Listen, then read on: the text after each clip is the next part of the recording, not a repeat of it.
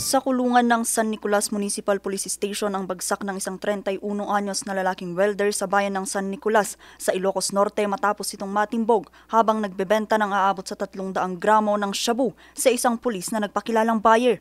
Nakilala ang suspect na si Don Denmark Antonio na residente ng bayan ng Dingras. Aabot sa humigit kumulang 2 milyong piso ang halaga ng drogang nakumpiska sa kanya. Napilaan na ng kasong paglabag sa Republic Act No. 9165 o Dangerous Comprehensive Drugs Act of 2002 ang suspect. Samantala, timbog din ng isang 37 anyos na delivery rider sa Barangay Baskaran sa bayan ng Solano sa Nueva Vizcaya pasado alas 2 ng hapon noong Valentine's Day. Na-monitor din nila, ma'am, na aside from mga parcel na dinideliver niya ay meron pa siyang ibang dinideliver which is drug.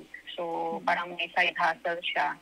Nakuha sa kanya ang aabot sa kalahating gramo ng pinaghinalaang shabu na nagkakahalaga ng humigit kumulang 3,000 piso. By the time na ibalik nila dun sa agency niya or sa office nila yung mga, syempre, di ba, na tapkapan siya, ganyan. And then yung mga parcel na bit-bit niya ay ibinalik nila dun sa kanyang boss, dun sa office nila. Ang sabi daw dun ay may mga backlog pa daw siya na bayarin. So, na-short siya. Ibig sabihin, na-short siya sa money. Hindi raw ito ang unang pagkakataong nahuli ang suspect sa kaparehong kaso. According dun sa team leader na nag-operate, 4 times na daw, pang-apat na tong bypass niya ngayon.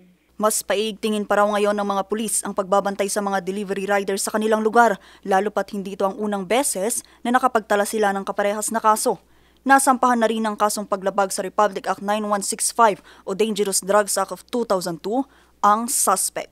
Vanessa Bugtong, RNG News.